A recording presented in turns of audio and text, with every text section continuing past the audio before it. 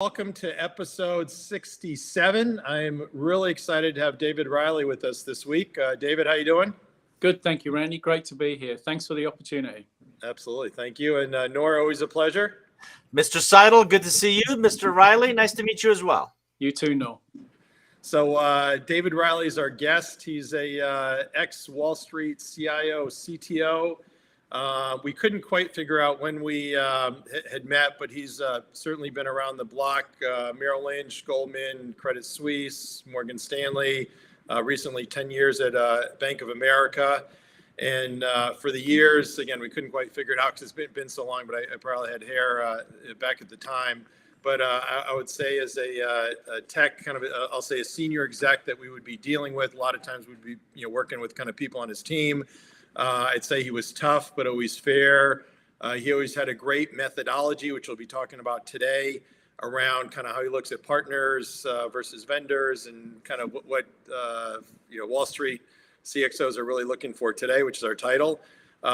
He was always available for questions and help. He was always a great coach and just somebody that was, it's hard to say, but if you take a look at kind of a list of top customers, and I guess you call them partners and friends over the years, certainly David falls in that category. And we also recently had the pleasure of adding David to the board of Data Dynamics. So looking forward to tag teaming with him there. As a reminder, this is always brought to you by Sales Community. So if you want to learn more, sell more, check out salescommunity.com. And we are sponsored today by Decision Link, who is a sponsor of Sales Community. They're a customer value management sponsor, and they are a great value management platform that helps deliver and show value to your customers. So in part of what David's going to be talking about is ultimately people are selling technology. There's always these kind of 50 slides of different things and features and all this stuff, but ultimately, as I say, hey, if you're in the elevator with the CFO, what are you going to do to help say that you can help generate revenue, get a competitive advantage, save cost, things like that. So Decision Link does a fantastic job with that. And David, maybe you can tell us a little bit more about your professional background. Great. Well, thank you, Randy. And yeah, we can't remember, I know, but it's probably 25 years that we have worked together in different capacities. And for me, that has either been as a CTO, a head of infrastructure at a financial services company, or as a CIO, a chief information officer at a financial services company. My career has been spent in that industry, so highly regulated, always global, whether at Merrill or Credit Suisse, Goldman, Morgan Stanley, and most recently the last 10 years at Bank of America. And so as an infrastructure professional, that's of course where a lot of the buy decisions get made as the CTO. And typically, if you look across the expense base of a technology team, probably half of all the money that's is spent in infrastructure, the rest in system development. And unlike system development, where a CIO, your expense base is almost always people, there's some fixed cost, if you like, or license cost. It's very different in infrastructure. Typically, for every dollar of infrastructure spend, at least in my career, about 25 cents of that dollar would be spent on people.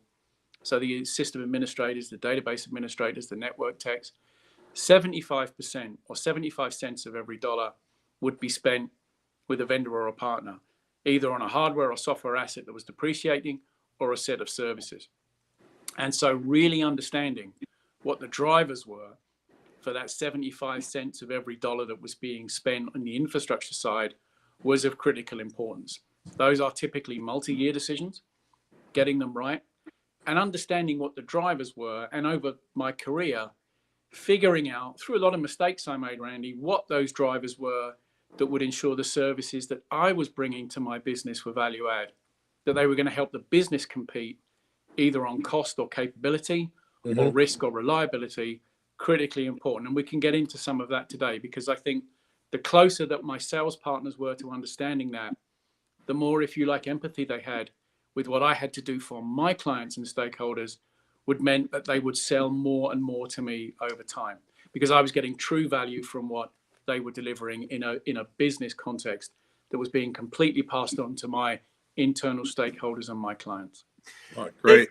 David, I'm really looking forward to our conversation and the title of this session of what Wall Street CXOs look for in their tech partners. Randy and I've talked often about, you want insights, go directly to the source. So can you comment on that? I'm particularly curious and the sales community audience. You've got really young BDRs, you got all the way up to CROs and CEOs. Can you summarize? Can you give us a glimpse into top 3, top 5 things that you really look for, and your peers at these marquee global organizations look for in their tech partner? What's really top of mind for you? There are 5, Nour, and there aren't 4, and there aren't 6. In my experience, there are 5. And I got there the hard way.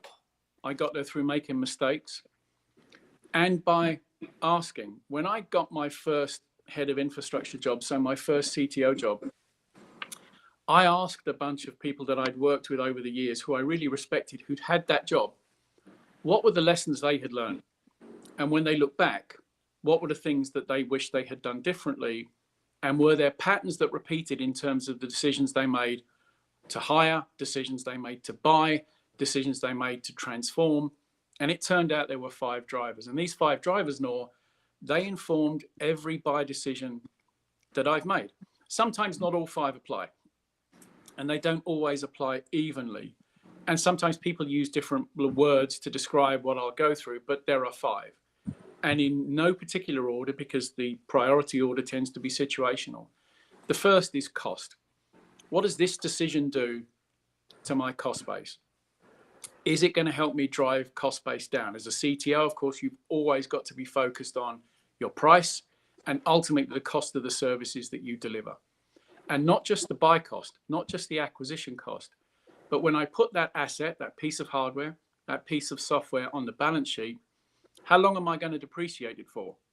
What's it going to do to my long-term economics? And if it's replacing something, how quickly can that cost get walked out the door?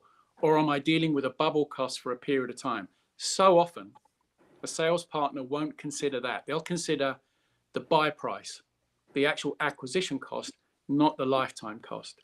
So decision 1 was that. What does this decision do to the economics and the price that I pass on to my business? Because if my services are too expensive, it's affecting the P&L of the company. Price is important, but it's not enough. The second criteria is service quality. How reliable is this service? Does this service deliver the level of reliability, recoverability, and increasingly more resilience that I need? A great product's no good to me if it falls over after day 1. If I implement it and I get to go live, but it's not repeatable, it won't work on the same way tomorrow, next week, next month, then I'm not going to get the level of performance and reliability that I need. If those 2 things are positive, pricing's where I need it to be for the long term, stability, reliability, recoverability are there. The third is capability. Does this capability, hardware, software, or service, give me the opportunity to arm my business with competitive weaponry in the markets they operate? Is it going to help them win? Am I delivering a capability that will differentiate? We live in a very competitive world. I had to make sure that the capabilities I was delivering to my businesses matched or were better than the capabilities that their peers had across the industry. If I get those 3 things right, none of that works if the 4th category, which is risk, isn't properly managed. What's the risks that are associated with implementing this product? It may be a terrific product, but if I can't control cyber risk, if I can't control access risk, if I'm not controlling vendor risk, do I understand the chain of custody? Maybe my vendor partner who's supplying this product is relying on a 3rd or 4th or 5th party behind them. Do I understand that chain of custody? How strong is the cyber program inside of that vendor? I need to know that their risks are properly managed in the way they deliver the product, not just the risks associated with the product that I'm implementing. What's, I think, critical to understand is that I can never remember an example, Nour, where a vendor partner for me wanted to assume a risk and I could say, take that risk.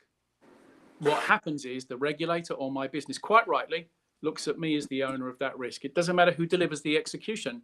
it rests on me. And that's why it's so important for me to understand all the risks associated with that vendor, with that partner, with that product. And the last one was talent.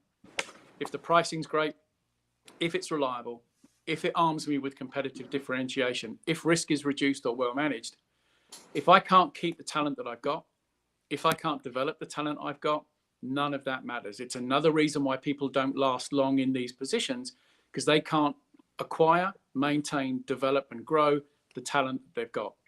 Oftentimes, a partner could bring me a product that either helped or hurt my talent problem. Helped in that they could take something on for me that was, let's say, more commodity and not differentiating, that meant I could direct my resources on more interesting or more challenging or different pieces of work. That would be a reason to grow my talent base. Similarly, if a product that I brought in was very hard to maintain, it would hurt the talent acquisition. And so I always worried about all five. Again, not every decision, all five are equally measured, but every decision had at least one of those factors, and often nor multiple of those factors that drove the decision. And over time, those five repeated again and again. And it wasn't just when I bought, it was how we ran programs, how we developed the team, how we delivered services internally. Well, it's great. Very thoughtful and prescriptive, and the message has not changed over all these years. Just as a reminder for those that are watching, you can see us or hear us. We cannot see you, but certainly feel free to chime in with any questions or comments on the LinkedIn feed. And we have Tucker behind the scenes who always does a great job of pulling it in. So I'm just going to go back to something on kind of your background that we talked about. So in fact, you did not go to college, and that has helped fuel a lot of your interest and drive in helping others, specifically in your role as chair of NPower. Can you talk about that? Yeah, it's a really important mission for me, Randy. You're right. I didn't have the opportunity to go to college. Series of events occurred that meant that wasn't in my future. And so after my, in the UK, the equivalent of high school education, I entered the workforce. And I have been beyond fortunate that people that I've worked with and for have given me opportunities, seen things in me where I didn't think I was ready, that pushed me, that gave me opportunities, that put the right support structure around me to mitigate against the inevitable mistakes that I made. And without those people, I wouldn't have been able to achieve what I've been able to achieve. They saw something in me that I didn't see, that I could not be more grateful and appreciative of. That same sentiment has informed my engagement with NPower. NPower helps veterans and young adults from underserved communities get a start in our industry, get a start in the technology industry. We're unique in technology. 2 years in to a technology career, we don't care anymore where you went to school or how you got there. All we care about is what you can do and the contribution you can make. We are one of the most merit-based careers you could possibly follow. And it is surprising, even for veterans, Randy, how hard it is as they transition out of the service to get a career in technology. Everyone on the call will know, for every veteran that you've hired, the loyalty you get back, the efficiency you get back, the fact that they will run through walls for you is second to none. These young adults we train at NPower, you get exactly the same return. And the kids we train at NPower typically come from very diverse backgrounds, and all of our companies are trying to do more military veteran hiring and more diverse hiring.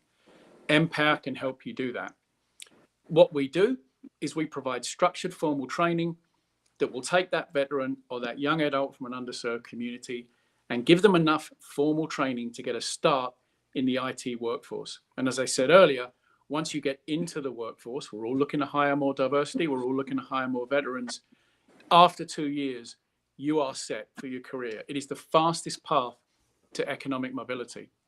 And so my background has very much informed my engagement over the years with NPower. We will touch probably 1,500 students this year, a mixture of veterans and kids from underserved communities. We'll probably raise $23 to $25 million this year.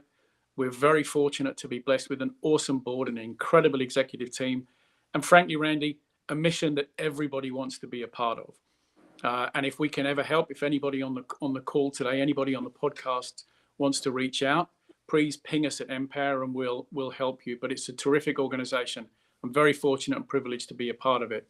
But I came to it because of the background that you mentioned, and knowing that most of the time people just need a chance. Give them a shot.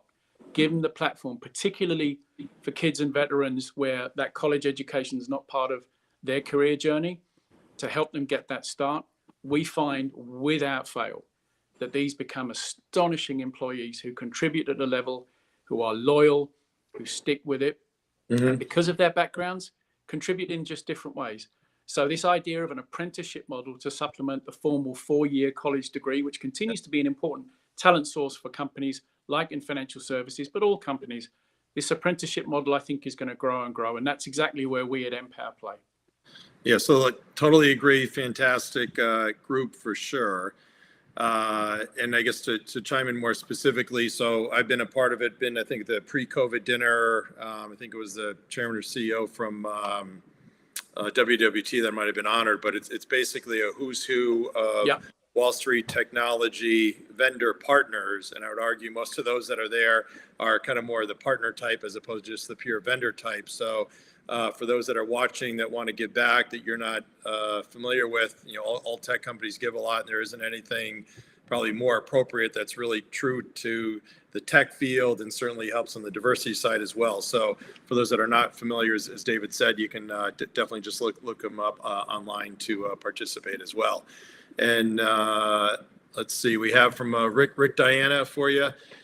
David is brilliant. I'd agree. I met him at an NPower event about 10 years ago. David was the commencement speaker at the NPower graduation. So Rick, thanks for chiming in on that. And Tucker, I think we've got a couple more that are in there. Tom Malone says, does NPower offer any cyber-specific training, given the skills shortage in cyber and the increased focus on cyber defense? This is a great space. Yeah, one of the programs we offer, to Tom's question, is cyber. So we do a ServiceNow program, we do tech fundamentals, and we developed a cyber program a couple of years ago, Randy, because that, again, look, it's true generally in tech that there are more openings, particularly here in the US, than there are candidates to fill them. It's super true in cyber. And so giving people an opportunity to get a basic cyber skills set that they could then take to a company for an entry-level position, somewhere probably in SecOps, we absolutely do that. And we're always looking for other adjacencies like that we can fill, that we can help you then hire. And by the way, to your point, Randy, there's a lot of volunteering opportunities for the tech community to help with as well.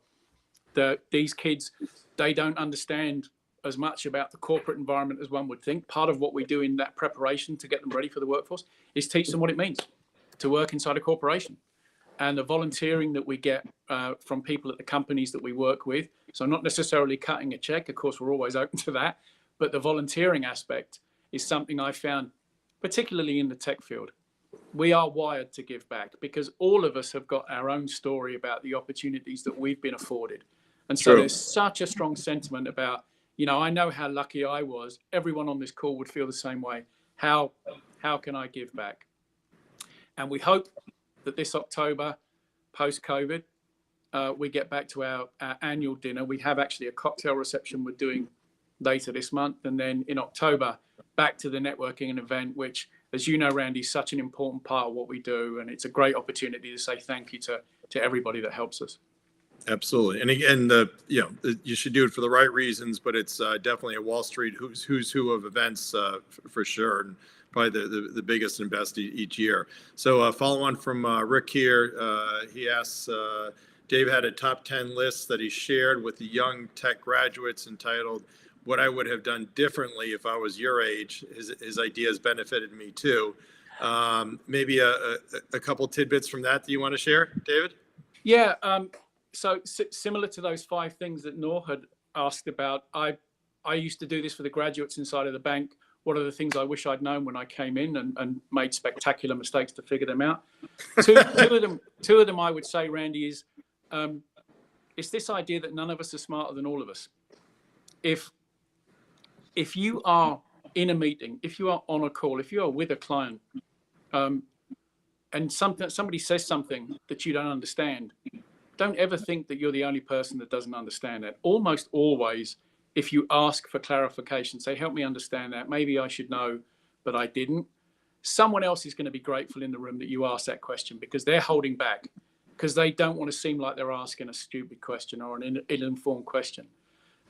People are there to help, and none of us are smarter than all of us. Use the people around you. Allied to that, Randy, I'd say, bad news, it ain't like wine. It doesn't get better with age. If something's gone wrong, hold your hand up straight away. We can't make that delivery. We can't get you that service. The sooner I knew, the better. Now, I'll admit, and this is part of it, I didn't always receive that news well, Randy. I needed, and still do, need to do a better job of receiving that news well. But you know what? I was always grateful for being given that bad news. And the best execs I worked with were the ones that wouldn't let me leave the room without telling me the one thing I needed to hear, and was the one thing I didn't want to hear. Something was going to be late. Something wasn't going to get done. So many times people don't bring that up, or they bring it up in such gentle terms that a busy executive doesn't really hear and absorb it. Sharing that bad news as soon as you know it, it's allied to this idea of people are there to help. No one's smarter than all of us is critically important. The relationships with my sales partners, where it truly became a partner and it wasn't a vendor, it was the one that, sure, they delivered almost always, but they never let me be surprised.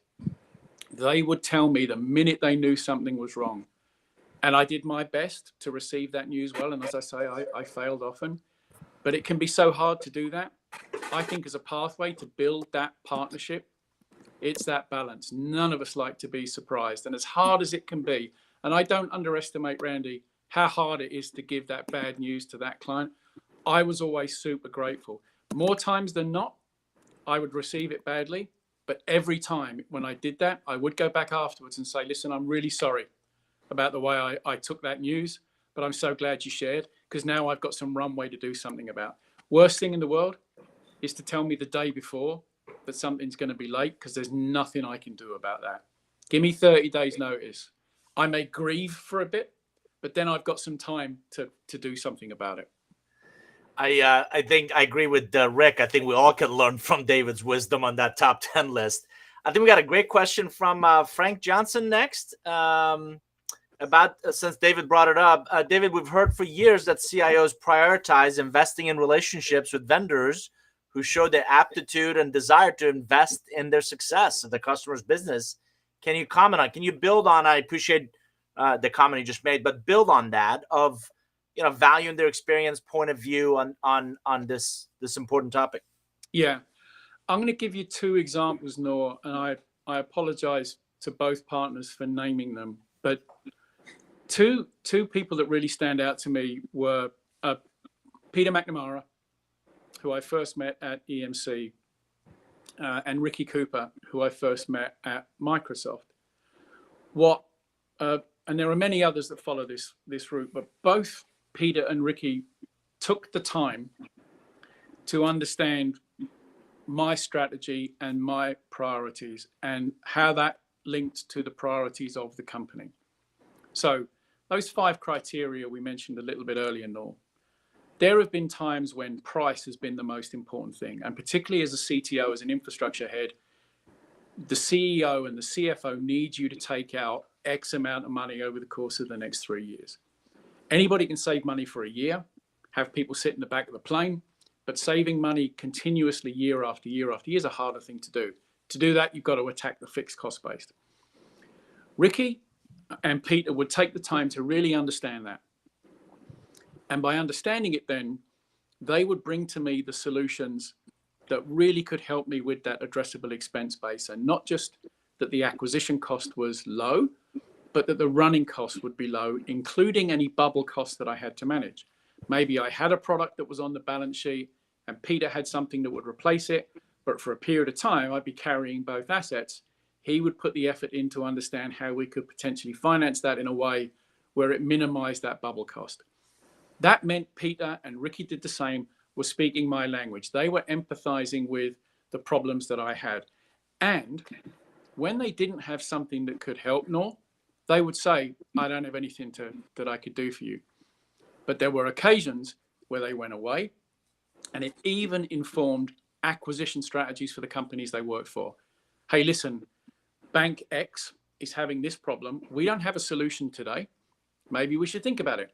And there were instances where they would acquire a product that then became relevant to me.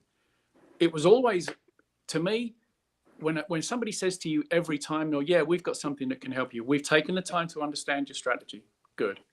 Now we've got something we can help, and they can't. That feels like a vendor. A partner is one that not only takes the time to understand that strategy, but then also tells you exactly when they can, and more importantly, when they can't help. And that relationship develops in a couple of different ways, Nour. In reverse, years ago, I remember John Chambers asking me, would I come talk to his top 250 execs at Cisco, as Cisco was making the transition from a proprietary hardware company to becoming a software company, a networking company driven by software. And to hear that perspective from a client, and why that was so important to me as a client in the march towards software-defined networking and full virtualization. That's when I think the relationship comes full circle, Nour. So now you've got a partner, not a vendor, who's really taken the time to understand what you need. And then in turn, you can help them develop their company and their product suite. That's a pretty extreme example with John, but I think it's a relevant one because that voice of the customer is critically important to our partnership relationships, but it only comes when both sides, I think, have invested enough time to understand where you're strong, where you're weak. And last example I'll give you, Nour, one of the things that always stood out with NetApp, and not just me, when I spoke to CTOs at other companies, NetApp did a limited number of things exceptionally well. They were the network attached storage company.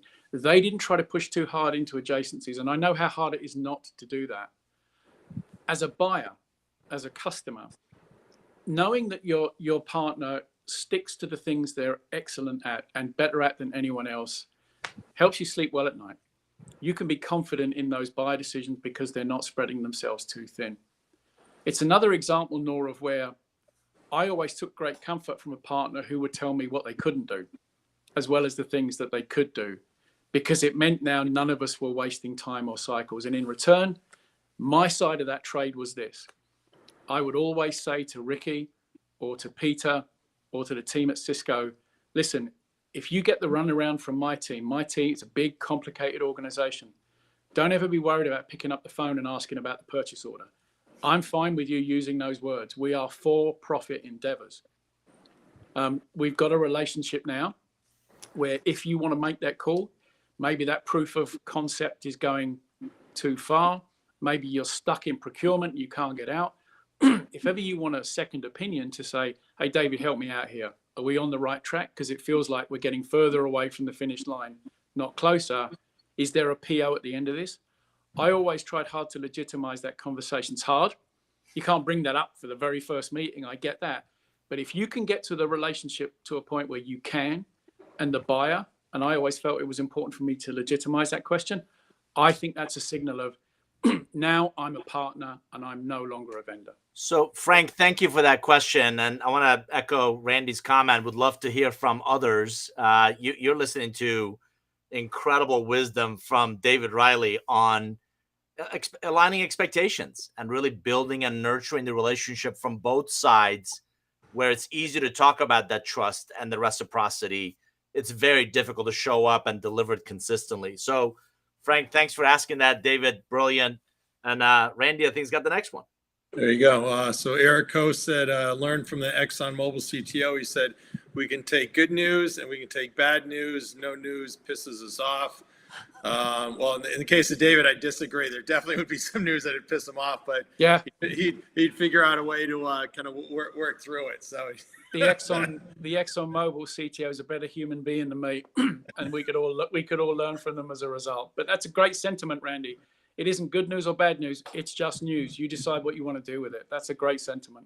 There you go. And speaking of NetApp, you can feel free to give kudos. Bill Hogan has a comment. He says, great insights. David Npower is lucky to have you and Guy, I assume Guy Chirillo, over the years as such great champions. I mean, you think about from a leadership perspective, the impact that you have, right? You take your positions in respect and are able to parlay that into something that really just affects, so many others. I mean, just so fantastic. And if anybody gets a chance to attend one of those graduations, Randy, they really should. A lot of our students, because college hasn't been in their future, they actually never had a graduation. And so we figured out years ago, one of the things we should do after the training completed was to hold a formal graduation. We sometimes use the auditorium in New York at the City Building. We often use the one at Bryant Park, the Bank of America one, and we bring in the families. If you ever want to see the impact of the training, you come to one of those graduation ceremonies. I always sit in the front row because I haven't been to one where I didn't cry, because the stories you hear back from these kids is just, it's life affirming. And so to your point, it's a great example of the good we can do out of our industry, which, because we're such a meritocracy, I think we're uniquely positioned to do that. Oh, that's great. And from Steve Burke-Tucker, if you can pull it up there. Thanks for asking, Steve. So David, I know when we're talking about the channel partner side of things, there's some best practices that WWT and Matt Horner does around kind of just the, selling to you as a true partner. So I think to Steve Durkee's question here, Dave, appreciate the 5 things you look for in a tech partner. What advice would you give to a partner on how to ensure they align properly with their prospects' 5 things? Where would you like to understand specifically how you align? So I think, Steve, that it starts with listening. It starts with understanding what it is that prospect is really trying to get done. What are the biggest challenges that they see internally? Take the time to both understand that, and then to understand what I would call the map of the world inside that prospect. Who does that person report to? What's the reporting relationships beyond that? If it's an infrastructure product, do they report to the CTO? Is there a CTO? Do they report directly to the CIO? Understanding that map of the world will help you get the context you need around what that buy decision looks like. And so if you really do understand, the most important thing for me is cost, or it's reliability. I've had a run of outages that mean now my team's reputation is at stake, or even this individual may lose their job if they can't arrest this trend around reliability. So understanding, first of all, what that problem set is, and then can I give them something? Can I give them something that they're not getting today? And if I can, what's my time to value? What has to be true in order for me to make an impact? Is it going to take me a week, a month, a year? Some of these sales cycles can be extremely long. Being realistic about that time to value, not optimistic, is critically important. If someone's dealing with a run of outages, there's probably not much you can do immediately to help them. But if they've got an economic problem, whether the gestation time is longer, you may be able to help. So I think understanding where you can add value is key. And if that's in a narrow field, don't worry about that. I think, Steve, oftentimes where it's narrow, it's just as valuable as if it's broad. And I'll give you an example. We talked about WWT. I think what Matt and the team has done there is a great example. So one of the areas that the WWT team has really helped me and helped Bank of America over the years started with just the way they manage logistics. As a reseller, they took a tremendous amount of pain away from us in terms of the supply, implementation, and deployment of hardware assets. Now, that sounds like a fairly low-level thing to do, but it was really tackling a problem that we had at the bank in terms of how much upgrade work we had to get done. Matt's team took the time to understand that problem and were able to come to the table with something that really helped us from a logistics standpoint. What that meant, though, Steve, is now you've got someone that is empathizing with you. They understand what you're trying to get done, and they're giving you something to help you do it. It meant that we could open up the debate. Now that we've solved the logistical issue, now your shoulders have gone down, you're a little more relaxed. Let's talk about what else we might be able to do together. You've done such a fantastic job over there. And what it led to was, well, we can help you speed the delivery of innovative technologies. We have a whole lab system at WWT, which is nothing to do with logistics, but we have early stage companies coming into that lab. We have new software coming into that lab. Maybe we can help you test that software. Maybe we can help you with proof of concepts. Maybe we can help you with pilots. Because the logistics stuff was done so well, what you've now got is a partner who listened, who understood, and is giving you back something. In that case, they were giving you back time. It meant that we could open up the aperture to work on other things, like innovation. Two things, logistics and innovation, seem almost worlds apart. What brought them together was the relationship. And that you've got someone who, they're not taking you out for dinners, they're not taking you to the ball game, it's nothing to do with that. The relationship they're investing in is understanding what it is you need to do to deliver to your business internally and to deliver to your stakeholders internally. And then to me, that qualifies them to look in these other areas. I think if Matt and the team had started with the lab and innovation work, maybe that would have gone somewhere, but maybe, Steve, it wouldn't have done. It did and continues to do because they started somewhere else. And the nature of that empathy and delivery, you need both. You need to empathize and understand, but then you've got to deliver. It meant we could open up the aperture. And it's a great example of where I think how we think about WWT as a result has changed. And by the way, the last thing I'll say is we were able to connect WWT to some of the businesses at the bank in terms of some of the facilities outside of tech that we could deliver around financing. And that brings us back to what we were talking about earlier, Nour, where now the relationship becomes more full circle. But it starts in a place, logistics, which seems a million miles away from that endpoint. But it's all about that empathy and delivery, to Steve's question. And Steve, just to build on that, what David is describing is really relationship breadth and depth, and really demonstrating, experiencing a vested interest in their success. And, Recital and I have done this. We've seen this. We've done this and seen this with others. When they feel that you genuinely care about their value, their impact, their results, their business, the exchanges, the relationship changes. And again, think big, start small, find a way to scale and continue to add value. Talking about, David, you were kind enough to bring up NetApp. A good friend of ours is Bill Hogan. And I think he's got a great question. For those that may not know, Bill Hogan is the Chief Revenue Officer at Beyond Identity. What is your advice for early stage companies getting the attention of, you said it, you have teams, I think a lot of these teams, they take pride in keeping, a lot of people at bay. Yeah. How does an executive like yourself and your team learn about these organizations? How do they kind of gain mind share with you? How do they get in? How do they establish their credibility, their repute, their potential value and impact in your business? Yeah, it's a great question, because I think the tendency is often that tech execs at any company, particularly large companies, are just overwhelmed. There is so much they have to worry about. They may use different words, but they're always worrying about price, quality, capability, risk, and talent, the things we spoke about earlier. And what that can mean is that you automatically use the same group of partners that you've always used. Nothing necessarily wrong with that, but it can close you off to some of the more disruptive technologies that are out there. So how do you create that space? There's a model that I've seen that I was a small part in helping implement at Morgan Stanley and at Bank of America, where that problem was acknowledged and a team was created. The team's called Technology Partnership Development at Bank of America, but it's been run by people like Tim Lyons, Scott Coleman, Tom Mildenhall, a small team of people whose job it is to be out there with the venture community, understanding what some of those emerging and disruptive technologies are. Because it's an acknowledgement that your regular tech execs, your practitioners, they don't have the time or the cycles to be out there doing that research and figuring out which ones are going to be super value add and which ones aren't.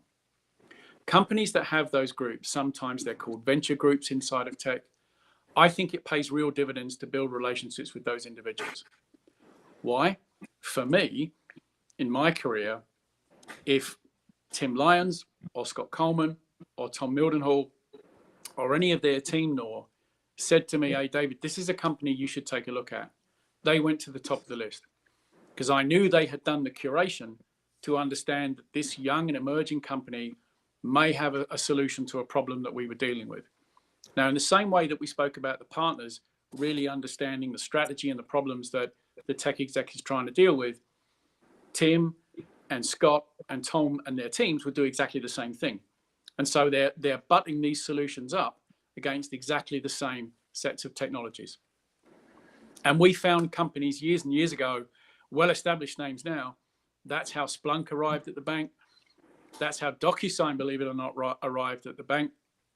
It's how Tanium arrived at the bank, because you need people out there. My advice to tech exec peers is to have some part of your organization that is out there doing that research, because the larger partners that we all know and love, they don't need any help figuring out how to get to the decision maker, but these smaller companies do.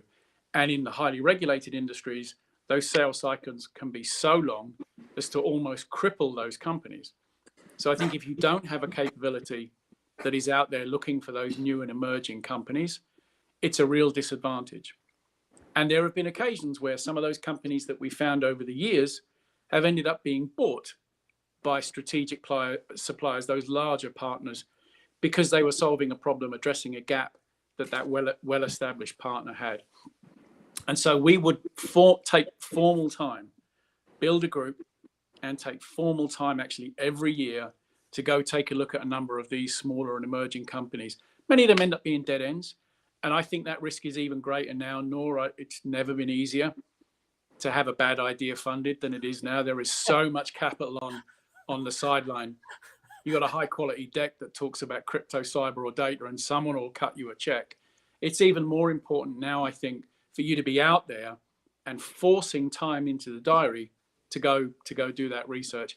Otherwise, there could be one of those moments of world-beating capability that you could arm your business with that's going to pass you by, and one of your competitors is going to get there before you do, and now you're playing catch up. So I think, first of all, you have to acknowledge inside a large corporation, inside a large IT shop, this won't get done unless you structure yourself to do it. And for us, that meant a team dedicated to the task and formal time where you would pull executives off the line and get them to go spend time with some of those companies. And groups like the Partnership Fund for New York and the FinTech Innovation Lab that's part of that, that's run by Maria Gotch, that's another part of how you can stay close to that emerging tech group, those emerging tech companies. The FinTech Innovation Lab is New York focused. There's an instance of it in Asia Pacific and now an instance in London. As an exec, ensuring that you're staying close to that, I think, is critically important. Otherwise, these opportunities, they'll pass you by. Yeah, that's Andy Brown, right? And he's engaged as one of the executives in residence. That's right, Randy, and has been for many, many years. Yeah, again, kind of Wall Street legend, like yourself. And I'll just vouch. I mean, over the years, the group, I won't say last names, but certainly Neil, Tom, Hilton, have really been, fantastic gatekeepers. I think, on behalf of the bank, and I'd say very fair from a vendor perspective. You take a look at your, kind of points that you said, okay, and then really kind of, fast tracking on the one hand, which I've seen like with the Data Robot, I've done some work with recently there, or conversely, it could be some other companies where they're like, okay, the answer is a no. And I find a lot of times with vendors, like, okay, if they're saying no, you're not going to go shop for an answer. It's like, okay, just cut your loss and move on. So it's kind of a fast lane or not, but a terrific group that they have set up for sure. And one of the things we try to do, and those three guys and their whole team are great examples of it, Randy, is when it is a no, is to explain why. Right. So that you can take that feedback. I got taught this years ago. There's only 2 responses to feedback. Thanks for the feedback. Help me understand the feedback. You don't get to disagree with it. What you do with it then as a vendor is, okay, the client is taking the time to explain why it's a no. How do we want to process that? Does it change product strategy, product direction? Is it go to market, whatever it would be? I think as well as asking for a PO, it's okay to ask why when it's a no. And then if you respond to it, if you do something about it, great. You don't have to. But I always felt it was important that we explained, not just to those small companies, Randy, but to the larger companies, when a decision didn't go your way, it's free consulting to explain to the partner why.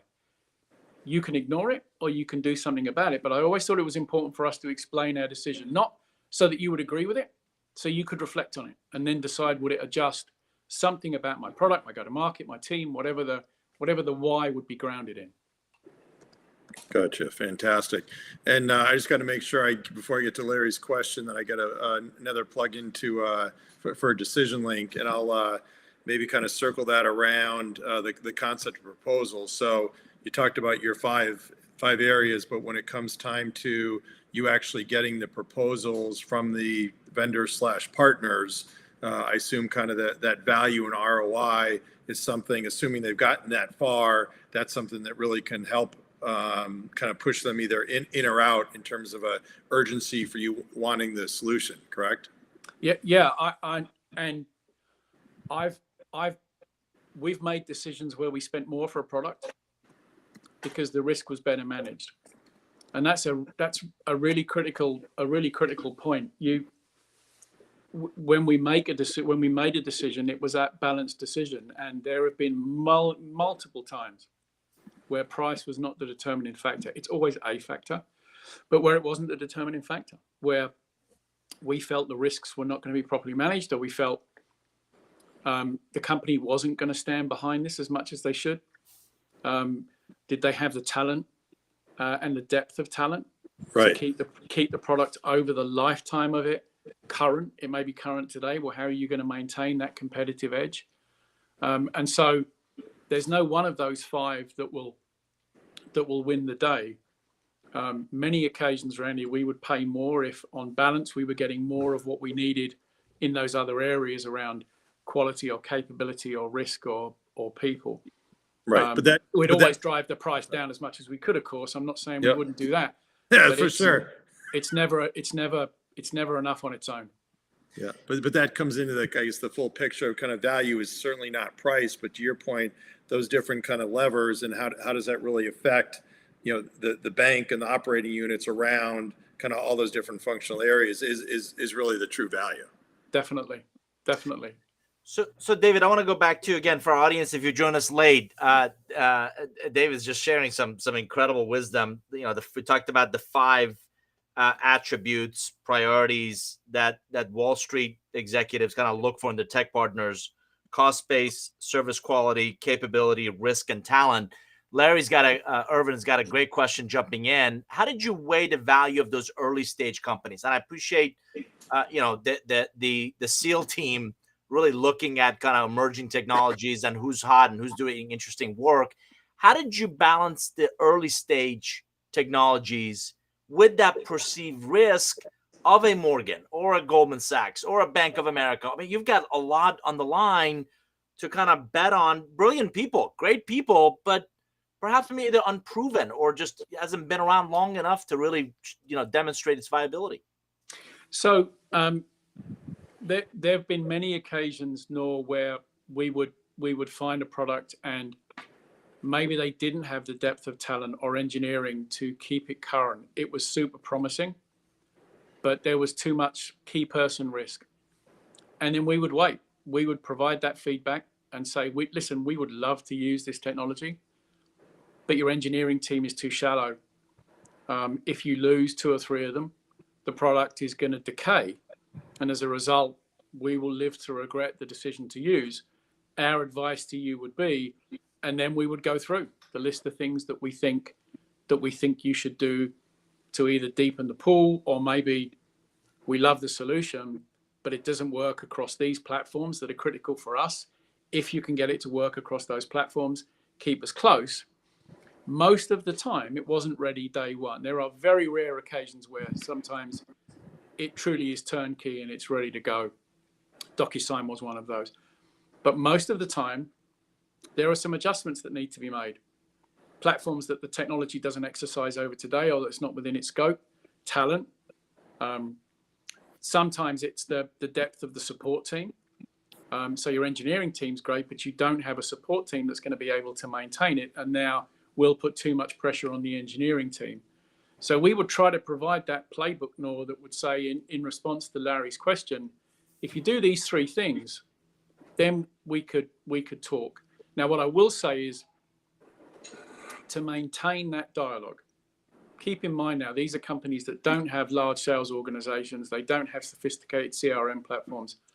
There was an extra responsibility on, I thought, the senior tech execs like me to then stay close to that organization. Typically now it's the founder, because it's a young company, a small company, that as they grow, they have a more direct line of communication into you. So in the same way that for an established partner, I would try to legitimize them to be able to ask me about the PO, the thing that sometimes you can't ask about. For that smaller company, I would say, let me know when you're ready. Let me know when you've built the talent pool out, because then I'll make sure I do my part to make sure we get this properly reviewed by the team and it doesn't go back into the typical evaluation or sales cycle. Because for a lot of these companies, particularly the early stage, Nour, they just don't have the time or the cycles or the legal department to be able to do that. So again, it's not giving someone an unfair advantage at all. It's just being cognizant of, for you to get that value, for you to be able to tap into that capability, you sometimes need to change the engagement model. Never change the standards or the rules around the buy. That always stays the same. But the relationship may be different because you're trying to help that company get to a place where they could have relevancy, not just for you, but probably the wider market as well. Yeah, that's great. Hey, time flies, so amazing. That was my reminder. So one thing I want to get to, another great story that you mentioned was talking about some of the best vendors, and Paul from VMware. So I think one of the things that it's really important for a sales professional who owns the primary relationship with a customer to understand is, well, if I understand the problem that they're trying to solve, who at my company should I put them in front of? And who should I absolutely make sure I don't put them in front of? You know, sometimes we'll meet CEOs and there'll be great relationship meetings, but they won't really advance. They won't move the ball forward. When Paul Moritz ran VMware, there's an opposite to that I'll share, which we were very early in our virtualization journey. And there were things about the VMware product and our implementation of it that we needed changed. We did an EBC, a typical EBC, and Paul joined us. And for those of you that remember or know Paul Moritz is an engineer's engineer. And Paul came into the meeting, the sales professional had set that up. We started talking about the technical challenges that we had, Randy. Paul canceled his afternoon on the spot. A nightmare for his team, an absolute nightmare for his team.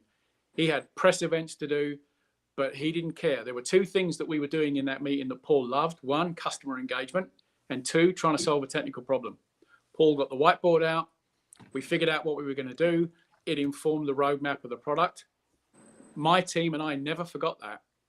Now the sales professional had exposed us to something about VMware and specifically about Paul, where we all left saying, well, we got someone there that's an engineer's engineer, that for our stage in the journey, that is critically important, and someone that is in our corner. It comes back to that same point of empathy. The best thing the sales lead did that day is they didn't say a word. They were in the room. They knew they couldn't contribute to the technical debate. In this case, and I know it's an unusual one, they let their CEO do it. But it's a great example, I think, of making sure you put the right people in front of the right people. Based on the problem that you're trying to solve, it's not necessarily the hierarchy. Most companies, you wouldn't put the CEO in that discussion. Paul is unique. But it's an indicator, I think, of if you figured out the problem that the client's trying to solve, make sure you're exposing them to the right people who are going to have that empathy and prove that your company is going to be behind them every step of the way, not just through words, but the deeds and actions, because you're showing them the talent that exists inside your company. And that's going to differentiate you. Because if that's a competitive situation, there may be two other providers. You do that, the other two don't, you're going to win. Randy Seidel, I'm convinced we have to have David Reilly back, because I don't know about you. I want a whole lot more of the script. We didn't even get to our questions. I was going to say, we got like a whole bunch of questions. I'm wasting my time prepping. Right. So, David, one of my favorite questions to ask people who've known Randy Seidel for some time, and keep in mind, I'm offering a legal and ethical bribe here.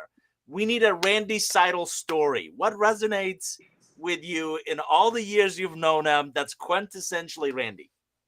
I think there is an attribute that Randy and someone else we mentioned on the call nor share, which is Andy Brown. I think they both exhibit unbelievable resilience. That in all the years I worked with Andy, and it's the same with Randy, maybe it's because the names rhyme, maybe that's got something to do with it, but that it didn't matter if what you were discussing fell apart or circumstances changed. The passion and the energy that they brought to solving the problem and the resiliency when it fell over was second to none. I never saw Randy and I never saw Andy defeated. They were always, okay, then let's go on to the next one. Let's go on to the next one. Andy would come in with 5 things that were going to transform the business. And if none of them worked, the next day he'd have another 5. I always admired that energy, that positivity, that absolute resiliency, and never taking no for an answer, but not in a pushy way, in a way where you always had the other person's best interests at heart. I think that's unique about Andy. And I also think it's unique about Randy. That resiliency. Listen, the pressures we're all under, the stresses and strains we're under, it's always easy to throw your hands up and say, you know what, I need to just go away on my own and walk around the block and I'll come back. Not those two guys. That relentless can-do attitude, I think, there's never a day nor where you don't need it. And I think that's exemplified by Randy and the 20-plus years we've worked together. And I think it absolutely mirrors the same with Andy as well. It's a testament to who Randy Seidel is. And you should just be aware of, if you ever go skiing with him, he doesn't need to see what's on the other side. He's just, let's go. Well, we got to do that, Randy. I'm a boarder, not a skier. So maybe we got to get that done. Definitely. Yeah. I'm in Beaver Creek, usually Christmas until boys college baseball season starts. So definitely. Anyway, so just, yeah, absolutely fantastic. Did we lose him? Anyway, I think we lost him.